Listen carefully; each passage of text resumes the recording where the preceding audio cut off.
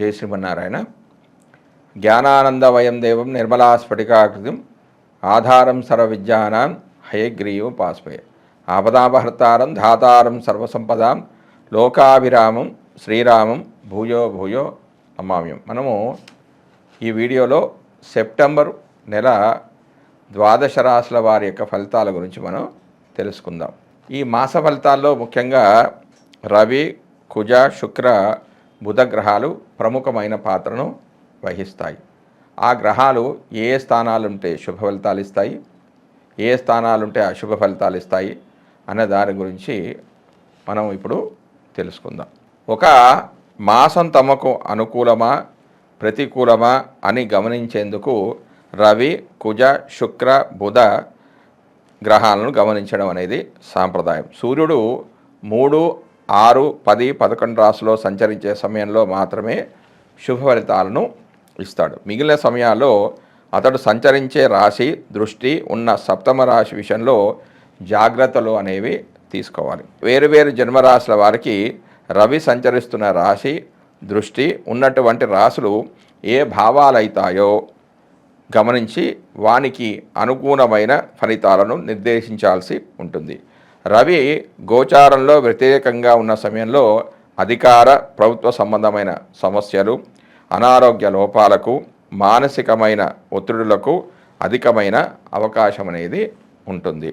అదేవిధంగా కుజుడు గోచారంలో అననుకూలమైన రాశిలో సంచరిస్తుంటే చిన్న చిన్న ప్రమాదాలు, ఒత్తిడులు, శరీరకమైన అనారోగ్యాలు, నొప్పులకు అవకాశం అనేది అధికంగా ఉంటుంది. అంతేకాకుండా సామాజికంగా అప్పులు పెరగడం, శత్రుత్వాలు అధికం కావడం కూడా ఉంటుంది. తగిన దాన ధర్మాలు అవసరము అవుతాయి. 3, 6, 11 రాశుల్లో మాత్రమే శుభ ఫలితాలను కుజుడు ఇచ్చినప్పటికీ తాను సంచరిస్తున్న రాశి దృష్టి ఉన్నటువంటి 4, 7, 8 రాశులను కూడా ఫలితాల విషయంలో లెక్కలోకి తీసుకోవాలి. బుధుడు గోచారంలో అననుకూలమైన ప్రదేశాల్లో ఉన్నప్పుడు, అంటే వ్యతిరేక స్థానాల్లో ఉన్నప్పుడు వ్యాపారాదుల్లో లోపాలకు అధికమైన అవకాశం అనేది ఉంటుంది. ఎక్కువగా నష్టాలు వచ్చే అవకాశం అనేది ఉంటుంది. పెట్టుబడులు అనేవి ఫలించవు, స్ఫురణ శక్తి అనేది లోపిస్తుంది, శారీరక చైతన్యం తగ్గిపోయే అవకాశాలు సూచనలు కూడా ఉన్నాయి. కొంత బలహీన మనస్తత్వం, ఆలోచన తత్వంలో లోపాలకు అవకాశం అనేది ఎక్కువగా ఉంటుంది. రోగ నిరోధక శక్తి లోపించడం వల్ల కలిగే సమస్యలు పెరుగుతాయి. బుధుడు 2, 4, 6, 8, 10, 11 స్థానాల్లో శుభ ఫలితాలను ఇస్తాడు. తాను చూస్తున్న భావాలకు కూడా శుభాన్ని ఇస్తాడు. శుక్రుడు అధిక స్థానాల్లో గోచారిత్యా అనుకూలంగానే ఉన్నప్పటికీ బలహీనమైన గోచార ఫలితాలనిచ్చే స్థానంలో మనోభిష్టాలు నెరవేరక ఇబ్బంది పడుతూ ఉంటారు. శుక్రుడు ఒక రాశిలో సంచరించే కాలంలో మానసికమైన వ్యవహారాలు, ఆకర్షణలలో లోపాలు, ఇబ్బందులకు అవకాశం అనేది ఉంటుంది. శరీరంలో హార్మోన్ల లోపాలు అనేవి ఏర్పడతాయి. సమతుల్యమైన భావాలు దెబ్బతింటాయి. శుక్రుని విషయంలో 6, 7, 10 రాశుల సంచారం మాత్రం చాలా లోపమైనది. 6వ స్థానం సంచారం అధికమైన లోపంగా పరిగణిస్తారు. భార్యాభర్తల మధ్యలో అభిప్రాయ భేదాలకు కూడా ఇటువంటి అంశాలు కారణమవుతాయి. మానసికమైన ఒత్తిడి తీవ్రంగా ఉంటుంది. ఒక నెల రోజులు కొంత ఎక్కువ తక్కువలతో కూడుకున్న రోజుల్లో సంచరించే గ్రహాలు ఇవి. అందువల్ల వీటి ద్వారా కలిగే ఫలితాలు ఆ మాసాదులకు చెంది ఉంటాయి. అయితే శుభ సమయంలో కార్యక్రమం ప్రారంభించి పూర్తి చేయడానికి ఇటువంటి అనుకూల గ్రహ సంచారాల వల్ల ఫలితం అనేది అధికంగా ఉంటుంది. జై శ్రీమన్నారాయణ. జ్ఞానానందవయం దేవం నిర్మలాస్ఫటికాకృతం ఆధారం సర్వవిద్యానాం హయగ్రీవ ముపాస్వే. మనము సెప్టెంబర్ నెలలో 12 రాశుల వారికి 9 గ్రహాలు ఇచ్చే ఫలితాలు ఏందో మనం తెలుసుకుంటున్నాం. అందులో భాగంగా ఈరోజు సింహరాశి వారి యొక్క మాస ఫలితాలు తెలుసుకుందాం. అందులో ముఖ్యంగా ఇప్పుడు రవి ఫలితాలు. రవి సింహరాశి వారికి సెప్టెంబర్ 1 నుంచి 16 వరకు జన్మరాశిలోను, అంటే అదే స్థానంలో సంచరిస్తున్నాడు. సెప్టెంబర్ 17 నుంచి 30 వరకు 2వ స్థానంలో సంచరిస్తున్నాడు. జన్మరాశిలో సంచారం అనేది చెడు ఫలితాలను ఇస్తుంది. అవి అనారోగ్యం, అలసట, సంపదలు నష్టపోవడం, అకాల భోజనం చేయడం, బంధు విరోధము, భయము, క్రోధము, ధన నష్టము జరిగే అవకాశం ఉంది. ద్వితీయంలో సంచరించేటప్పుడు కూడా అశుభ ఫలితాలు పొందే అవకాశాలు ఉన్నాయి. ఇందులో అతి తక్కువగా పాప ఫలితాలు పొందే అవకాశం అనేది ఉంది. దాని తర్వాత కుజుడు యొక్క ఫలితాలు. కుజుడు సింహరాశి వారికి ఈ సెప్టెంబర్ 1 నుంచి 30 వరకు 11వ స్థానంలో సంచరిస్తున్నాడు. శత్రుక్షేత్రంలో సంచరిస్తున్నాడు. 11వ స్థానంలో శుభ ఫలితాలను ఇవ్వడం అనేది జరుగుతుంది. అంటే ఏ గ్రహమైనా శుభగ్రహం కానీ పాపగ్రహం కానీ 11వ స్థానంలో సంచరిస్తే శుభ ఫలితాలే వస్తాయి. అవి ఏంటంటే ధనధాన్య లాభము, అనుకున్న పనుల్లో విజయాన్ని సాధిస్తారు, ఆరోగ్యం అనేది చాలా మెరుగుపడుతుంది, భూలాభం అనేది ఉంటుంది, కీర్తి ప్రతిష్టలు పెరుగుతాయి, ఇష్టమైన వస్తువులను కొనుగోలు చేస్తారు, సోదరుల ద్వారా అన్ని పనులు కూడా పూర్తి చేస్తారు, మిత్రుల సహకారం అనేది లభిస్తుంది. ఇందులో కేవలం 70% శుభ ఫలితాలు పొందుతారు. ఎందుకంటే ఈ స్థానం అనేది కొంచెం క్షేత్రము మరియు ఈ రాశిలో కుజుడు తామ్రమూర్తిగా ఉంటున్నాడు కాబట్టి. తర్వాత బుధుడు యొక్క ఫలితాలు. సింహరాశి వారికి బుధుడు సెప్టెంబర్ 1 నుంచి 4 వరకు 12వ సంచరిస్తున్నాడు. అంటే కేవలం 4 రోజులు 12వ స్థానంలోను, తర్వాత సెప్టెంబర్ 5 నుంచి 23 వరకు జన్మరాశిలోను, మరియు 24 నుంచి 30 వరకు 2వ స్థానంలో సంచరిస్తూ ఉన్నాడు. ఆరోగ్యము, సంతోషము, కీర్తి, ద్రవ్యలాభము, వృద్ధి, బంధుమిత్ర సుఖ సంతోషాలు అనేవి ఉంటాయి. అంటే 12వ స్థానంలో సంచరించినప్పుడు ఉంటాయి. కేవలం 4 రోజులు మాత్రమే ఆ 12వ స్థానంలో ఉంటాడు కాబట్టి కేవలం ఇందులో 20% మాత్రమే శుభ ఫలితాలు జాతకుడు పొందే అవకాశం అనేది ఉంటుంది. తర్వాత 1వ స్థానంలో సంచరిస్తున్నప్పుడు కొంచెం అకాల భోజనము, వస్తువులు నష్టపోవడం వంటి వాటిలో అతి తక్కువ అశుభ ఫలితాలు జరుగుతాయి. ఎందుకంటే ఇందులో లోహమూర్తిగా ఉంటున్నాడు కాబట్టి. ఇక 2వ స్థానంలో సంచరించేటప్పుడు అంటే 24 నుంచి 30 వరకు సంచరించే సమయంలో కుటుంబ సౌఖ్యం అనేది కలుగుతుంది. అంటే 2వ స్థానం శుభస్థానం కాబట్టి కుటుంబ సౌఖ్యం అనేది కలుగుతుంది. వాక్ శుద్ధి అనేది కలుగుతుంది. అంటే 2వ స్థానం కుటుంబము, ధనానికి సంబంధించింది, వాక్కు సంబంధించిన స్థానం కాబట్టి ఈ స్థానంలో బుధుడు సంచరిస్తుంటే బుధుడు వాక్కారకుడు కాబట్టి ఇందులో సంచరించినప్పుడు వాక్శుద్ధి చాలా మంచిగా ఉంటుంది. ధన ఆదాయం కూడా చాలా బాగుంటుంది. సజ్జన సహకారం అనేది అంటే మంచి వాళ్ళతో స్నేహం చేస్తారు, వాళ్ళ యొక్క సహకారం కూడా లభిస్తుంది, అన్ని కార్యాలు కూడా సిద్ధింపజేసుకుంటారు. ఈ స్థానంలో బుధుడు తామ్రమూర్తిగా ఉంటున్నాడు కాబట్టి అందులో ఒక సగం అంటే 50% మాత్రమే ఫలితాలు జాతకుడు పొందే అవకాశం అనేది ఉంది. తర్వాత గురుడు సింహరాశి వారికి ఈ నెల మొత్తం కూడా 10వ స్థానంలో సంచరించడం వల్ల సంతాన వృద్ధి, ఉద్యోగ వృద్ధి, కీర్తి ఉంటాయి. అన్ని పనులు కూడా పూర్తి చేస్తారు. అన్ని సుఖాలు సౌకర్యాలు కలిసి వస్తాయి. శక్తి సరైన నిర్ణయాలు తీసుకోవడం అనేది జరుగుతుంది. కీర్తి ప్రతిష్టలు, గౌరవ మర్యాదలకు కొరత అనేది ఉండదు. కొన్ని పనులు కష్టసాధ్యంగా నెరవేరుతాయి.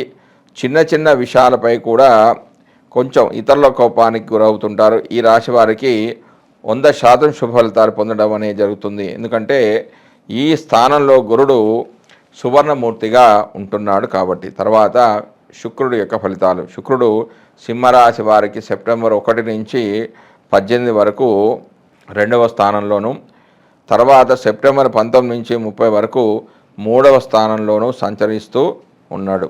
శుక్రుడు 2వ స్థానంలో సంచరించే సందర్భంలో మంచి యుక్తాయుక్త వివేచన జ్ఞానం ఉంటుంది, సామర్థ్యం అనేది పెరుగుతుంది. అన్ని రంగాలలో కళాపోషణ, ధర్మకార్యాచరణ అనేది ఉంటుంది. మనశ్శాంతికి కొదవ అనేది ఉండదు. శరీరంలో కళాకాంతులు, ముఖంలో వర్చస్సు అనేది పెరుగుతుంది. ఇతరులకు మంచి సలహాలనే ఇస్తారు. విద్యారంగంలో రాణింపు అనే ఉంటుంది. మంచి ఆరోగ్యంతో పాటుగా శారీరక మానసిక సౌఖ్యం అనేది లభిస్తుంది. ఇందులో 70% శుభ ఫలితాలు మాత్రమే జాతకుడు పొందుతాడు. ఎందుకంటే కారణం అంతే, ఈ స్థానానికి వేదస్థానమైన 7లో పాపగ్రహం అనేది సంచరిస్తూ ఉంటుంది. ఈ స్థానంలో శుక్రుడు ఇంకా రజతమూర్తిగా ఉంటున్నాడు కాబట్టి. ఇక 3వ స్థానంలో సంచరిస్తున్నప్పుడు వివిధ రకాలైన వస్త్రాభరణ ప్రాప్తి అని కలుగుతుంది. ఆప్తులకు కొంచెం దూరంగా సంచరించవలసి ఉంటుంది. అనుకున్నవి సాధిస్తారు. నూతన ఉత్సాహంతో అన్నిటా విజయాలను సాధిస్తారు. ఈ స్థానంలో కేవలం 20% సుఫలితాలు మాత్రమే జాతకుడు పొందే అవకాశం ఉంది. ఎందుకంటే ఈ శుక్రుడు ఈ స్థానంలో లోహమూర్తిగా, లోహం అంటే ఇనుము మూర్తిగా ఉంటున్నాడు కాబట్టి. తర్వాత శని యొక్క ఫలితాలు. శని సింహరాశి వారికి ఈ నెల మొత్తం కూడా 7వ స్థానంలో సంచరిస్తున్నాడు. ఈ స్థానంలో చెడు ఫలితాలే ఎక్కువగా పొందే అవకాశం ఉంది. అవి ఈ రకంగా ఉన్నాయి. తీవ్రమైన ఆపదలకు గురవుతారు.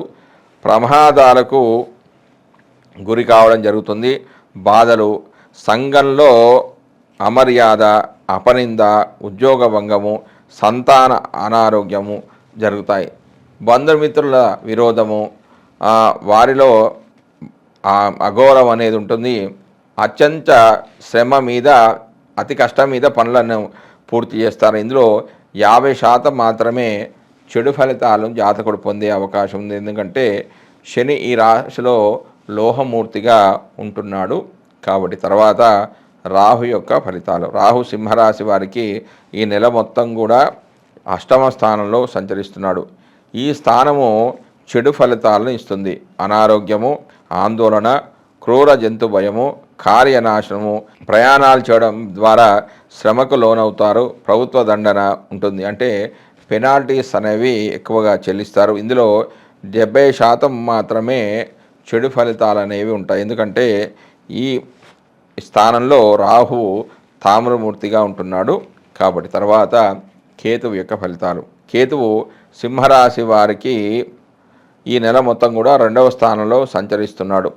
2వ స్థానంలో సంచరిస్తున్నప్పుడు కేతువు చెడు ఫలితాలనే ఎక్కువగా ఇస్తాడు. అందులో అవి ఏంటంటే కొంచెం కలహం, గొడవలు కావడం, మనస్తాపము, అపకీర్తి, ధన నష్టం కలగడము, ఆ కుటుంబ సభ్యులతో సఖ్యత అనేది లేకపోవడం వంటివి జరుగుతాయి. ఇందులో ఒక 70% చెడు ఫలితాలు మాత్రమే జరిగే అవకాశం ఉంది. ఇక ఆ గ్రహాలు అనుకూలంగా లేకపోతే సింహరాశిలో ఉన్న 3 నక్షత్రాలు మఘ, పుబ్బ, ఉత్తర. సింహరాశికి అధిపతి రవి మరియు మఘ నక్షత్రానికి అధిపతి కేతు కాబట్టి వీరు ప్రతి రోజు వీలుంటే రోజు చేసుకోవచ్చు, లేకపోతే ప్రతి ఆదివారం కూడా ఆదిత్య హృదయ పారాయణం చేసుకొని, మరియు మఘ నక్షత్రానికి అధిపతి కేతువు కాబట్టి ప్రతిరోజు కూడా దేవాలయానికి వెళ్ళాలి. తప్పకుండా వీళ్ళు కేతువు సంబంధించిన వాళ్ళు. ఎందుకంటే కేతువు భక్తి, జ్ఞాన, వైరాగ్యాలకు కారకుడు కాబట్టి ప్రతిరోజు గుడికి వెళ్ళాలి. లేకపోతే కనీసం బుధవారమైన గణపతికి సంబంధించిన శ్లోకాన్ని చదువుకోవాలి. గణపతి గుడికి వెళ్ళడం, గణపతికి ఒక 11 ప్రదక్షిణ చేసుకోవడం, సంకటహార చతుర్థి రోజు ఉదయం మొత్తం ఉపవాసం ఉండి సాయంత్రం భోజనం చేయడం, అక్కడ హోమం జరిగితే ఆ బొట్టు పెట్టుకోవడం లాంటివి తప్పకుండా వీళ్ళు చేయాలి. మరియు ఇందులో ఉన్న ఇంకో నక్షత్రం మఘ, పుబ్బ. పుబ్బకి అధిపతి ఎవరు? శుక్రుడు కాబట్టి వీరు రవితో పాటుగా రవికి చేస్తూ, మరియు పుబ్బా నక్షత్రానికి అధిపతి శుక్రుడికి సంబంధించిన, శుక్రుడు అంటే లక్ష్మీదేవికి, లక్ష్మీ అష్టోత్తర నామాన్ని పఠిస్తూ ఉండాలి. వీలుంటే శుక్రవారం శుక్రహోర సమయంలో అంటే 6 నుంచి 7 మధ్యలో శుక్రుడికి సంబంధించిన శ్లోకాన్ని హిమకృతమునారావం దైత్యానాం పరమంగురు సర్వశాస్త్ర ప్రవక్తారం భార్గవం ప్రణమామ్యం అనే ఒక మంత్రాన్ని జపిస్తూ ఉండాలి. శుక్రవారం రోజున పట్టు వస్త్రాలు ధరించే చాలా మంచిది. నానబెట్టిన బొబ్బర్లను ఆవుకు పెట్టడం ద్వారా కూడా మంచి ఫలితాలు ఉంటాయి. మరియు లక్ష్మీ అష్టోత్తర నామావళిని తప్పకుండా చదువుకోవాలి. లక్ష్మీదేవి లక్ష్మికి సంబంధించిన శ్లోకాలు చదువుకోవడం, అష్టలక్ష్మీ దేవాలయాన్ని సందర్శించడం వంటి చేసుకోవచ్చు. మరియు ఇందులో ఉన్న మరొక నక్షత్రం ఏంటంటే మఘ, పుబ్బ, ఉత్తర నక్షత్రం. ఉత్తర నక్షత్రానికి అధిపతి ఎవరు?